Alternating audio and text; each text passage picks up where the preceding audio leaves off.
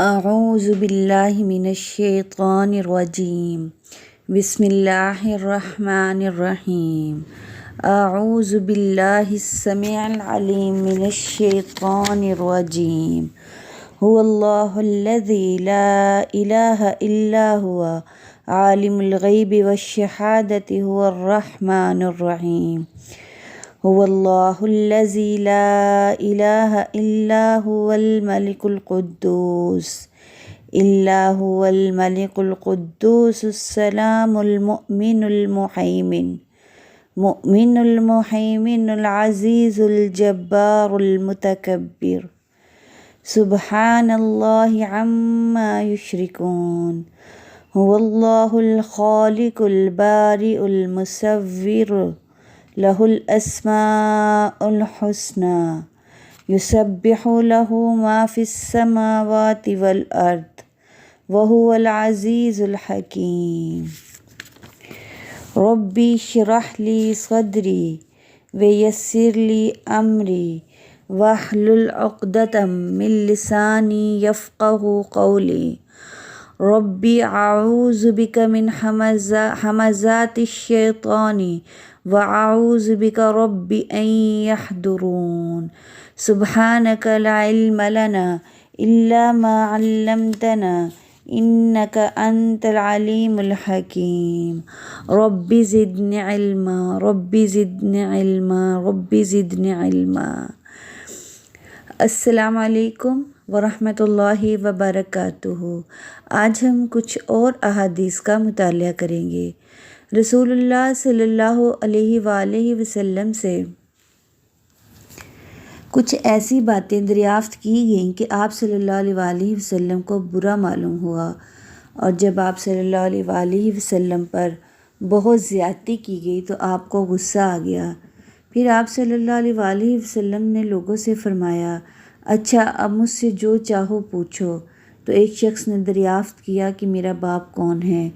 آپ صلی اللہ علیہ وآلہ وسلم نے فرمایا، تیرا باپ حذافہ ہے۔ پھر دوسرا آدمی کھڑا ہوا اور اس نے پوچھا کہ یا رسول اللہ میرا باپ کون ہے؟ آپ صلی اللہ علیہ وآلہ وسلم نے فرمایا کہ تیرا باپ سالم شیبہ کا آزاد کردہ غلام ہے۔ آخر عمر رضی اللہ عنہ نے آپ کے چہرہ مبارک کا حال دیکھا تو عرض کی، یا رسول اللہ ہم ان باتوں کے دریافت کرنے سے جو آپ کو ناگوار ہوں اللہ سے توبہ کرتے ہیں۔ ایک دن رسول اللہ صلی اللہ علیہ وآلہ وسلم گھر سے نکلے تو عبداللہ بن حذیفہ کھڑے ہو کر پوچھنے لگے کہ یا رسول اللہ میرا باپ کون ہے؟ آپ صلی اللہ علیہ وآلہ وسلم نے فرمایا، حذیفہ۔ پھر آپ صلی اللہ علیہ وآلہ وسلم نے بار بار فرمایا کہ مجھ سے پوچھو۔ تو عمر رضی اللہ عنہ نے دو زانوں ہو کر عرض کیا، ہم اللہ کے رب ہونے پر، اسلام کے دین اور محمد صلی اللہ علیہ وآلہ وسلم کے نبی ہونے پر راضی ہیں، اور یہ جملہ 3 مرتبہ دہرایا۔ پھر یہ سن کر رسول اللہ صلی اللہ علیہ وآلہ وسلم خاموش ہو گئے۔ چنانچہ رسول اللہ صلی اللہ علیہ وآلہ وسلم کا ارشاد ہے، اس کو 3 بار دہراتے رہے، اور ابن عمر رضی اللہ عنہ نے فرمایا کہ نبی کریم صلی اللہ علیہ وآلہ وسلم نے فرمایا کہ میں نے تم کو پہنچا دیا۔ یہ جملہ آپ صلی اللہ علیہ وآلہ وسلم نے 3 مرتبہ دہرایا۔ جب آپ صلی اللہ علیہ وآلہ وسلم سلام کرتے تو 3 بار سلام کرتے، اور جب کوئی کلمہ ارشاد فرماتے تو اسے 3 بار دہراتے، یہاں تک کہ خوب سمجھ لیا جاتا۔ جب آپ صلی اللہ علیہ وآلہ وسلم کو کوئی کلمہ ارشاد فرماتے تو اسے 3 بار لوٹاتے، یہاں تک کہ خوب سمجھ لیا جاتا۔ اور جب کچھ لوگوں کے پاس آپ صلی اللہ علیہ وآلہ وسلم تشریف لاتے اور انہیں سلام کرتے تو 3 بار سلام کرتے۔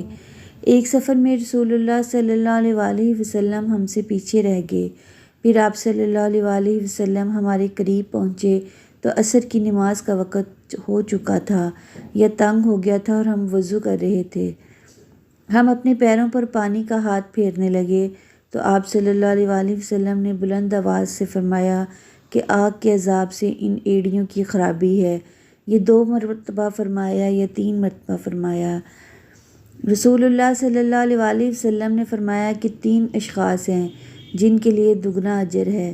ایک وہ جو اہل کتاب سے ہوں اور اپنے نبی پر اور محمد صلی اللہ علیہ وآلہ وسلم پر ایمان لائے، اور وہ غلام جو اپنے آقا اور اللہ دونوں کا حق ادا کرے، اور تیسرے وہ آدمی جس کے پاس کوئی لونڈی ہو جس سے شب پاشی کرتا ہے، اور اسے تربیت دے تو اچھی تربیت دے، تعلیم دے تو عمدہ تعلیم دے، پھر اسے آزاد کر کے اس سے نکاح کر لے تو اس کے لیے دگنا اجر ہے۔ پھر عامر نے صالح بن حیان سے کہا کہ ہم نے یہ حدیث تمہیں بغیر اجرت کے سنا دی ہے، ورنہ اس سے کم حدیث کے لیے مدینے تک کا سفر کیا جاتا تھا۔ میں رسول اللہ صلی اللہ علیہ وآلہ وسلم پر گواہی دیتا ہوں۔ یا عطا نے کہا میں ابن عباس پر گواہی دیتا ہوں کہ نبی کریم صلی اللہ علیہ وآلہ وسلم ایک مرتبہ عید کے موقع پر مردوں کی صف سے نکلے اور آپ صلی اللہ علیہ وآلہ وسلم کے ساتھ بلال رضی اللہ عنہ تھے۔ آپ کو خیال ہوا کہ عورتوں کو خطبہ اچھی طرح نہیں سنائی دیا، تو آپ صلی اللہ علیہ وآلہ وسلم نے انہیں علیحدہ نصیحت فرمائی اور صدقے کا حکم دیا۔ یہ بات سن کر کوئی عورت بالی اور کوئی عورت انگوٹھی ڈالنے لگی، اور بلال رضی اللہ عنہ اپنے کپڑے کے دامن میں یہ چیزیں لینے لگے۔ اس حدیث کو اسماعیل بن علیہ نے ایوب سے روایت کیا ہے۔ انہوں نے عطا سے کہ ابن عباس رضی اللہ عنہ نے یوں کہا کہ میں نبی کریم صلی اللہ علیہ وآلہ وسلم پر گواہی دیتا ہوں، اس میں شک نہیں ہے۔ امام بخاری رحمہ اللہ کی غرض یہ ہے کہ اگلا باب عام لوگوں سے متعلق تھا، اور یہ حاکم اور امام سے متعلق ہے کہ وہ بھی عورتوں کو واعظ سنائے۔ انہوں نے عرض کیا یا رسول اللہ، قیامت کے دن آپ صلی اللہ علیہ وآلہ وسلم کی شفاعت سے سب سے زیادہ سعادت کسے ملے گی؟ تو رسول اللہ صلی اللہ علیہ وآلہ وسلم نے فرمایا اے ابو ہریرہ رضی اللہ عنہ، مجھے یقین تھا کہ تم سے پہلے کوئی اس کے بارے میں مجھ سے دریافت نہیں کرے گا، کیونکہ میں نے حدیث کے متعلق تمہاری حرص دیکھ لی تھی۔ سنو، قیامت میں سب سے زیادہ فیض یاب میری شفاعت سے وہ ہوگا جو سچے دل سے یا سچے جی سے لا الہ الا اللہ کہے گا۔ اور خلیفہ خامس عمر بن عبد العزیز نے ابو بکر بن حزم کو لکھا کہ تمہارے پاس رسول اللہ صلی اللہ علیہ وآلہ وسلم کی جتنی بھی حدیثیں ہوں ان پر نظر کرو اور انہیں لکھ لو، کیونکہ مجھے علم دین کے مٹنے اور علماء دین کے ختم ہو جانے کا اندیشہ ہے، اور رسول اللہ صلی اللہ علیہ وآلہ وسلم کے سوا کسی کی حدیث قبول نہ کرو، اور لوگوں کو چاہیے کہ علم پھیلائیں اور ایک جگہ جم کر بیٹھیں تاکہ جاہل بھی جان لیں، اور علم چھپانے سے ہی ضائع ہوتا ہے۔ ہم سے علاء بن عبد الجبار نے بیان کیا، انہوں نے کہا کہ ہم سے عبد العزیز بن مسلم نے عبداللہ بن دینار کے واسطے اس کو بیان کیا۔ آپ صلی اللہ علیہ وآلہ وسلم فرماتے تھے کہ اللہ علم کو اس طرح نہیں اٹھا لے گا کہ اس کے بندوں کو اس سے چھین لے، بلکہ وہ پختہ کار علماء کو موت دے کر علم کو اٹھائے گا، حتیٰ کہ جب کوئی عالم باقی نہ رہے گا تو لوگ جاہلوں کو سردار بنا لیں گے، ان سے سوالات کیے جائیں گے اور وہ بغیر علم کے جواب دیں گے، اس لیے خود بھی گمراہ ہوں گے اور لوگوں کو بھی گمراہ کریں گے۔ فربری نے کہا کہ ہم سے عباس نے بیان کیا، ہم سے قتیبہ نے کہا، ہم سے جریر نے، انہوں نے ہشام سے مانند اس حدیث کے۔ عورتوں نے رسول کریم صلی اللہ علیہ وآلہ وسلم سے کہا کہ آپ صلی اللہ علیہ وآلہ وسلم سے فائدہ اٹھانے میں مرد ہم سے آگے بڑھ گئے ہیں، اس لیے آپ اپنی طرف سے ہمارے واعظ کے لیے بھی کوئی خاص دن مقرر فرما دیں۔ تو آپ صلی اللہ علیہ وآلہ وسلم نے ان سے ایک دن کا وعدہ فرما لیا۔ اس دن عورتوں سے آپ نے ملاقات کی اور انہیں واعظ فرمایا اور مناسب احکام سنائے۔ جو کچھ آپ صلی اللہ علیہ وآلہ وسلم نے ان سے فرمایا تھا ان میں یہ بات بھی تھی کہ جو کوئی عورت تم میں سے اپنے 3 لڑکے آگے بھیج دے گی تو وہ اس کے لیے دوزخ سے پناہ بن جائیں گے۔ اس پر ایک عورت نے کہا کہ اگر 2 بچے بھیج دیں تو آپ صلی اللہ علیہ وآلہ وسلم نے فرمایا ہاں، اور 2 کا بھی یہی حکم ہے۔ انہوں نے فرمایا کہ ایسے 3 بچے جو ابھی بلوغت کو نہ پہنچے ہوں۔ رسول کریم صلی اللہ علیہ وآلہ وسلم کی بیوی عائشہ رضی اللہ عنہا جب کوئی بات سنتی جس کو سمجھ نہ پاتی تو دوبارہ اس کو معلوم کرتی تاکہ سمجھ لیں۔ چنانچہ ایک مرتبہ نبی کریم صلی اللہ علیہ وآلہ وسلم نے فرمایا کہ جس سے حساب لیا گیا اسے عذاب کیا جائے گا۔ عائشہ رضی اللہ عنہا فرماتی ہیں، یہ سن کر میں نے کہا کہ اللہ نے یہ نہیں فرمایا کہ عنقریب اس سے آسان حساب لیا جائے گا؟ رسول اللہ صلی اللہ علیہ وآلہ وسلم نے فرمایا کہ یہ صرف اللہ کے دربار میں پیشی کا ذکر ہے، لیکن جس کے حساب میں جانچ پڑتال کی گئی سمجھو وہ غارت ہو گیا۔ انہوں نے عمرو بن سعید والی مدینہ سے جب وہ مکہ میں فوجیں بھیج رہے تھے کہا کہ اے امیر، مجھے آپ اجازت دیں تو میں وہ حدیث آپ سے بیان کر دوں جو رسول کریم صلی اللہ علیہ وآلہ وسلم نے فتح مکہ کے دوسرے دن ارشاد فرمائی تھی۔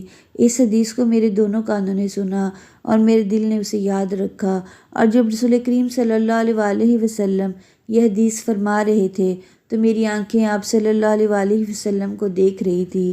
آپ صلی اللہ علیہ وآلہ وسلم نے پہلے اللہ کی حمد و ثنا بیان کی، پھر فرمایا کہ مکہ کو اللہ نے حرام کیا ہے، آدمیوں نے حرام نہیں کیا، تو سن لو کہ کسی شخص کے لیے جو اللہ پر اور یوم آخرت پر ایمان رکھتا ہو جائز نہیں کہ مکہ میں خون ریزی کرے یا اس کا کوئی پیڑ کاٹے۔ پھر اگر کوئی اللہ کے رسول کی وجہ سے اس کا جواز نکالے تو اس سے کہہ دو، اللہ نے اپنے رسول صلی اللہ علیہ وآلہ وسلم کے لیے اجازت دی تھی، تمہارے لیے نہیں دی، اور مجھے بھی دن کے کچھ لمحوں کے لیے اجازت ملی تھی۔ آج اس کی حرمت لوٹ آئی جیسی کل تھی، اور حاضر غائب کو یہ پہنچا دے۔ یہ حدیث سننے کے بعد راوی حدیث ابو شریح نے اس سے پوچھا گیا، آپ کی یہ بات سن کر عمر نے کیا جواب دیا؟ کہا یوں کہ اے ابو شریح، حدیث کو میں تم سے زیادہ جانتا ہوں، مگر حرم کسی خطا کار کو یا خون کر کے اور فتنہ پھیلا کر بھاگ آنے والے کو پناہ نہیں دیتا۔ ایک مرتبہ ابو بکر رضی اللہ عنہ نے رسول کریم صلی اللہ علیہ وآلہ وسلم کا ذکر کیا کہ آپ صلی اللہ علیہ وآلہ وسلم نے یوں فرمایا، تمہارے خون تمہارے مال۔ محمد کہتے ہیں کہ میرے خیال میں آپ صلی اللہ علیہ وآلہ وسلم نے وَأَعْرَضُكُمْ کا لفظ بھی فرمایا، یعنی اور تمہاری آبروئیں تم پر حرام ہیں، جس طرح تمہارے آج کے دن کی حرمت تمہارے اس مہینے میں۔ سن لو یہ خبر حاضر غائب کو پہنچا دے۔ اور محمد راوی حدیث کہتے تھے کہ رسول کریم صلی اللہ علیہ وآلہ وسلم نے سچ فرمایا۔ پھر دوبارہ فرمایا، کیا میں نے اللہ کا یہ حکم تمہیں نہیں پہنچا دیا؟ میں نے علی رضی اللہ عنہ کو یہ فرماتے ہوئے سنا کہ رسول اللہ صلی اللہ علیہ وآلہ وسلم نے فرمایا کہ مجھ پر جھوٹ مت بولو، کیونکہ جو مجھ پر جھوٹ باندھے وہ دوزخ میں داخل ہوا۔ میں نے کبھی آپ سے رسول اللہ صلی اللہ علیہ وآلہ وسلم کی احادیث نہیں سنی جیسا کہ فلاں فلاں بیان کرتے ہیں۔ کہا میں بھی آپ سے الگ تھلگ نہیں رہا، لیکن میں نے آپ کو یہ بھی فرماتے سنا ہے کہ جو شخص مجھ پر جھوٹ باندھے گا وہ اپنا ٹھکانہ جہنم میں بنا لے۔ مجھ سے بہت سی احادیثیں بیان کرنے سے یہ بات روکتی ہے کہ نبی کریم صلی اللہ علیہ وآلہ وسلم نے فرمایا کہ جو شخص مجھ پر جان بوجھ کر جھوٹ باندھے تو وہ اپنا ٹھکانہ جہنم میں بنا لے۔ میں نے رسول اللہ صلی اللہ علیہ وآلہ وسلم کو یہ فرماتے ہوئے سنا کہ جو شخص میرے نام سے وہ بیان کرے جو میں نے نہیں کہی تو وہ اپنا ٹھکانہ جہنم میں بنا لے۔ وہ رسول اللہ صلی اللہ علیہ وآلہ وسلم سے اپنی اولاد کا میرے نام کے اوپر نام رکھو مگر میری کنیت اختیار نہ کرو، اور جس شخص نے مجھے خواب میں دیکھا تو بلا شبہ اس نے مجھے دیکھا، کیونکہ شیطان میری صورت میں نہیں آ سکتا۔ جو شخص مجھ پر جان بوجھ کر جھوٹ بولے وہ دوزخ میں اپنا ٹھکانہ تلاش کر لے۔ میں نے علی رضی اللہ عنہ سے پوچھا، کیا آپ کے پاس کوئی اور بھی کتاب ہے؟ انہوں نے فرمایا کہ نہیں، مگر اللہ کی کتاب قرآن ہے، یا پھر فہم ہے جو وہ ایک مسلمان کو عطا کرتا ہے، یا پھر جو کچھ اس صحیفے میں ہے۔ میں نے پوچھا اس صحیفے میں کیا ہے؟ انہوں نے فرمایا دیت اور قیدیوں کی رہائی کا بیان ہے، اور یہ حکم کہ مسلمان کافر کے بدلے قتل نہ کیا جائے۔ قبیلہ خزاع کے کسی شخص نے بنو لیث کے کسی آدمی کو اپنے کسی مقتول کے بدلے میں مار دیا تھا۔ یہ فتح مکہ والے سال کی بات ہے۔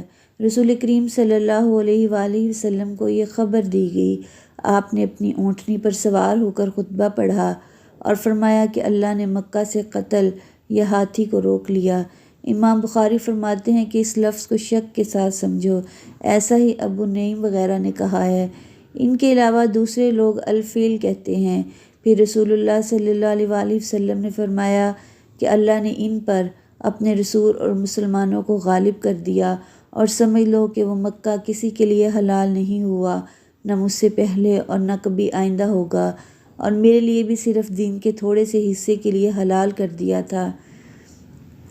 سن لو کہ وہ اس وقت حرام ہے، نہ اس کا کوئی کانٹا توڑا جائے، نہ اس کے درخت کاٹے جائیں، اور اس کی گری پیڑی چیزیں بھی وہی اٹھائے جس کا منشا یہ ہو کہ وہ اس چیز کا تعارف کرا دے گا۔ تو اگر کوئی شخص مارا جائے تو اس کے عزیزوں کے بدلوں کو اختیار ہے 2 باتوں کا، یا دیت لیں یا بدلہ۔ اتنے میں ایک یمنی آدمی آیا اور کہنے لگا، یہ مسائل میرے لیے لکھوا دیجیے۔ تب آپ صلی اللہ علیہ وآلہ وسلم نے فرمایا کہ ابو فلاں کے لیے مسائل لکھ دو۔ تو ایک قریشی نے کہا، یا رسول اللہ، مگر اذخر یعنی اذخر کاٹنے کی اجازت دے دیجیے، کیونکہ اسے ہم گھروں کی چھتوں پر ڈال دیتے ہیں یا مٹی ملا کر اور اپنی قبروں میں بھی ڈالتے ہیں۔ یہ سن کر صلی اللہ علیہ وآلہ وسلم نے فرمایا، ہاں مگر اذخر۔